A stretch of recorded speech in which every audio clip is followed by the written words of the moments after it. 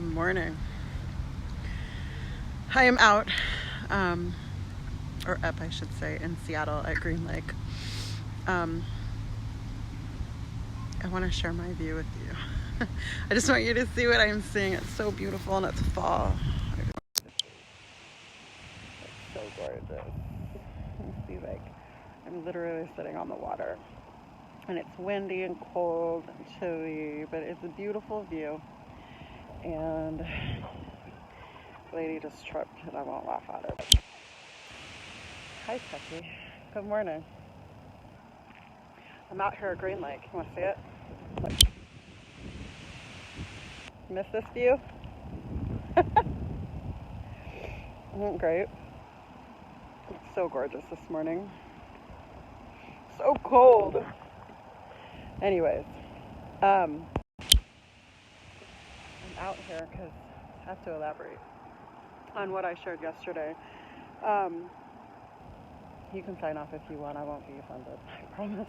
It's going to be a bit.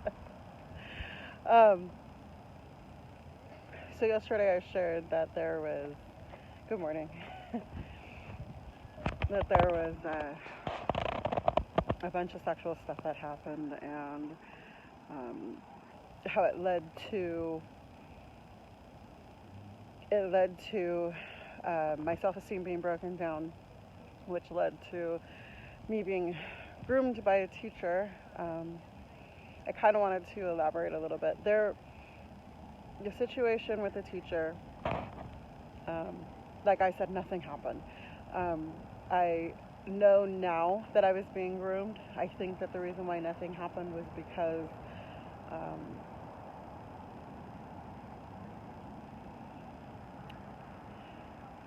honestly, I didn't bite.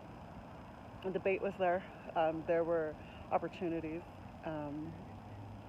things that could have transpired in that situation, and I had enough in me to know that it was wrong. And so it was something that I just never did. I also wanted to elaborate more on the rape. I know there's a lot of people in the Me Too movement. Everybody's, running around sharing their stories and saying, yeah, well, this happened to me, that happened to me. I was a vibrant girl. I was popular and happy. And in my teens, prior to moving to Washington, I was bubbly and cheerful and friendly and giving and all of those things, but I was forced to move to Washington. It wasn't a choice. It wasn't something I wanted. Never wanted to be up here. And then to be forced to be somewhere I didn't want to be, with people I didn't want to be with, and then raped, really, really broke me down. I put up walls that were never there before. I didn't want anybody near me. I didn't want anybody to be close to me. I remember a certain person trying to befriend me, and me just being like the meanest girl to him. Not because I wanted to be mean, because he was super cool, but I didn't want to let anybody else in. And that's the thing. Oh, I'm getting barked at. He doesn't like me. Like, at all. He's cute, too. Little puppy. He's behaving now. He doesn't like me. I'm sorry you don't like me. Can you say hi real quick? You want to come say hi? I'm live on Facebook. You want to say hi to me? This puppy will say hi. It's a cute little puppy. Want to say hi? No. Doesn't want to say hi. Thank you. Yeah, have a good one. That part of me hasn't changed. I was saying, I think that sexual traumas isolate you. Sexual trauma isolates you. It pushes you away from people. that you want to be close to. And it's such a weird thing because you put up walls that you don't want. You put up a front that you don't want because you're afraid that they're going to see inside to something that you don't want to share. You put it out like it's like I don't know how to explain it. I think I felt like I had walls up, that I couldn't let my guard down, that I couldn't let people in, I couldn't be friends with people, I couldn't be honest with people. It didn't matter how close I was to people, there was still this huge gap between me and them, because if they knew the real me, they wouldn't accept me. It's like this isolation thing where it keeps you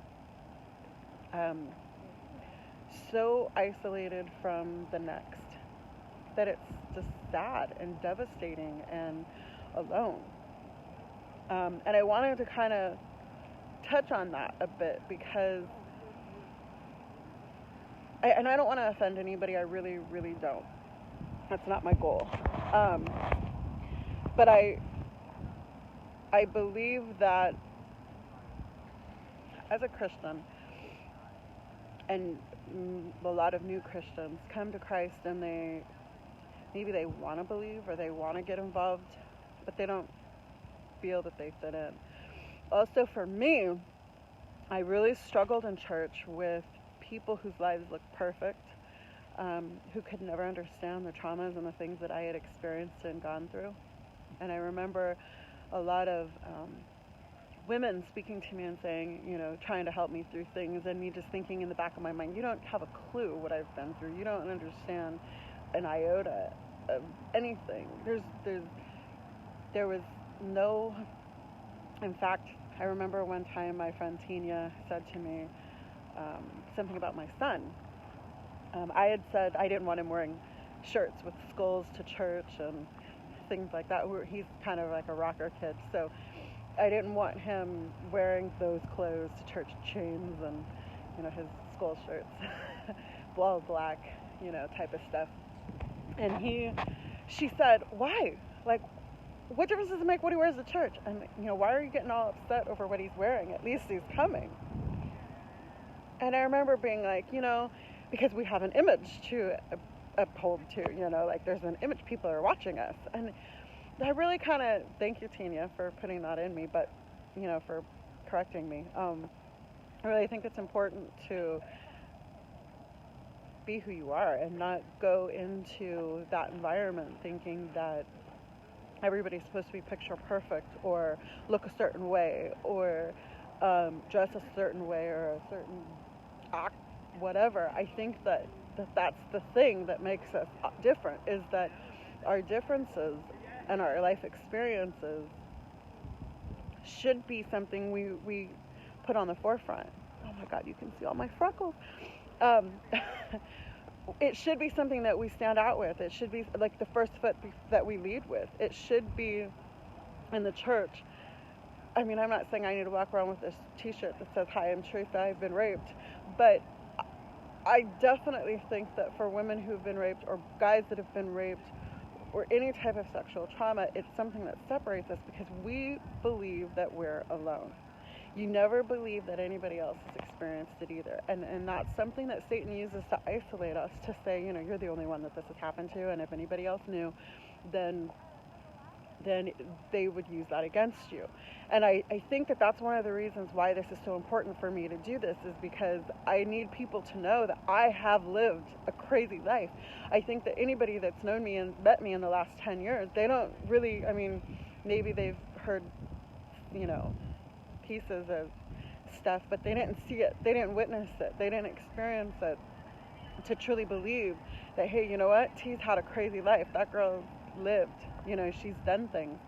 I've not only done things, I've experienced things, I've been a victim to things, but I'm not a victim, and that victim mentality is something that I just can't adopt to. I can't hold on to, well, all these horrible things happen to me, so everybody should feel sorry for me. I don't believe that. I believe that these things happen to you for you to step on top of them and become a better person.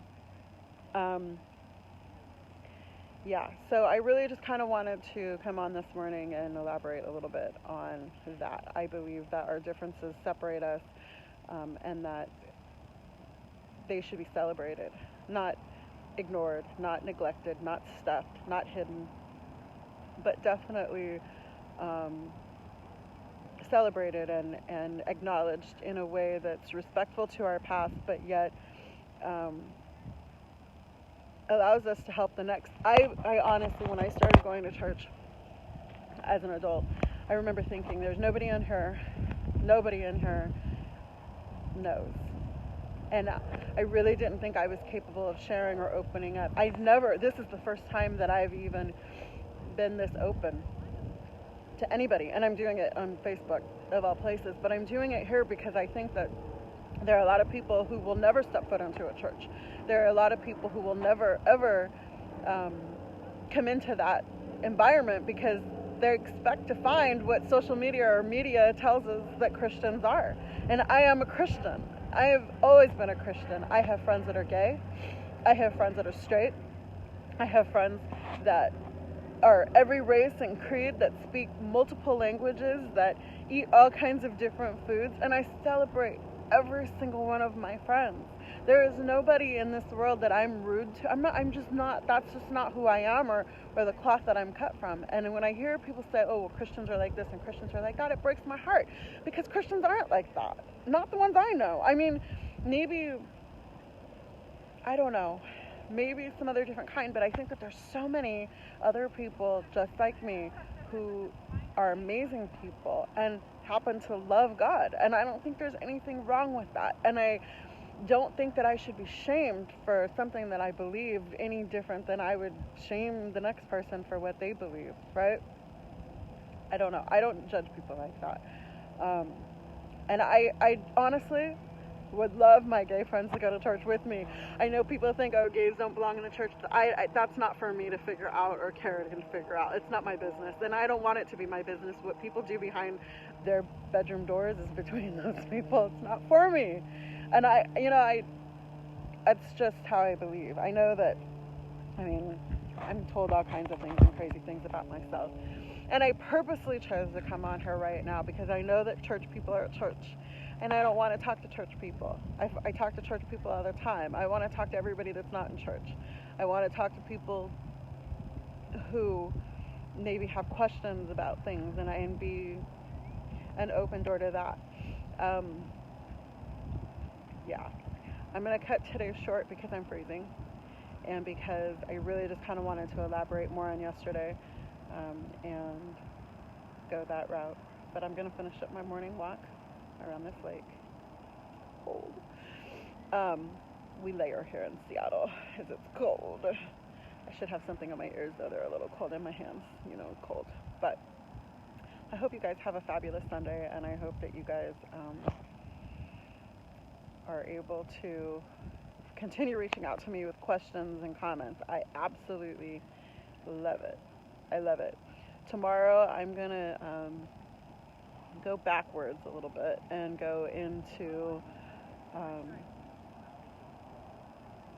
I don't really know. Every day changes.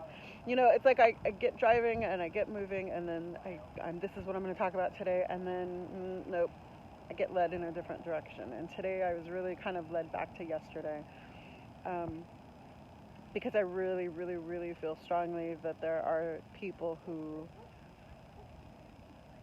are hurting. I think that so many of people, friends I know, people I don't know, people are just hurting all over the place, and they don't know how to say it. Like, hey, my heart hurts, or I want to feel included, I want to be loved, I want to love others, and I don't really know how.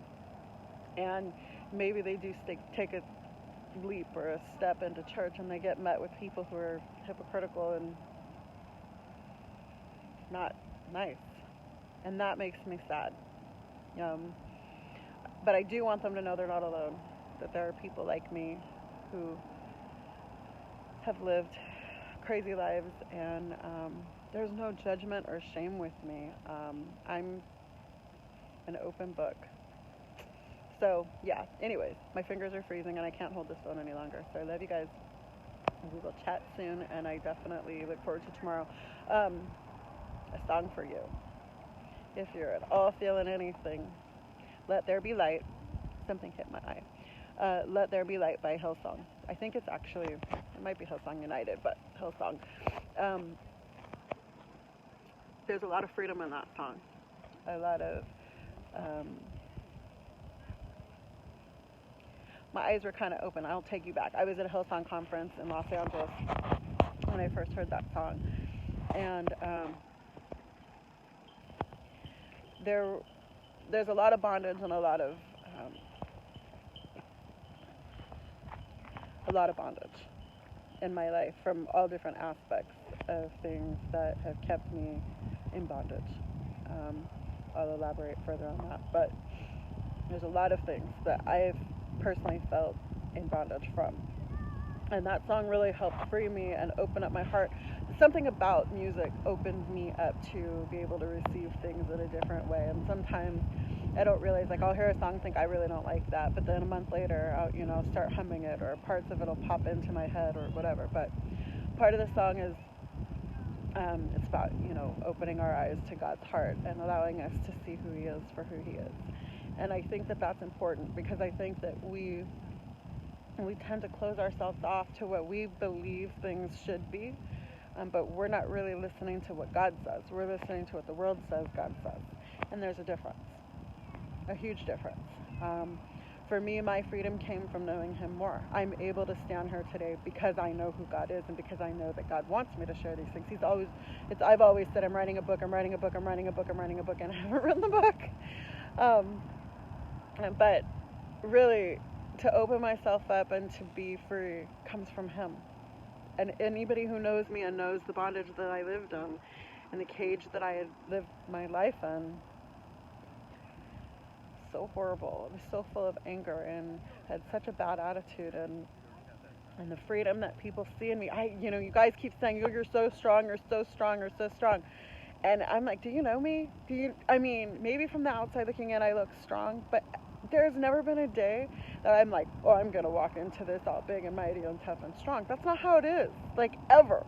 Okay, so if that's what you think that I do, like, I just walk into a situation like, oh yeah, I'm a boss, I got this, but that's not how that is not me. Most of the time, I'm crawling or pulling myself by a string or a rope across the floor, bawling and sobbing my eyes out and begging it to stop, begging for God to do something and change it in some way. If that is strong, okay, because it doesn't feel strong, it doesn't look strong. I wish that people could see, really. I remember my mentor telling me to go check the mail, and long story, I was healing from the cancer, but I told her, like, I can't walk to the mailbox. I can't walk to the mailbox, that's too far. And she was like, what? And I was like, I'm not that strong. I don't have it in me to walk to the mailbox. And I didn't. I really didn't.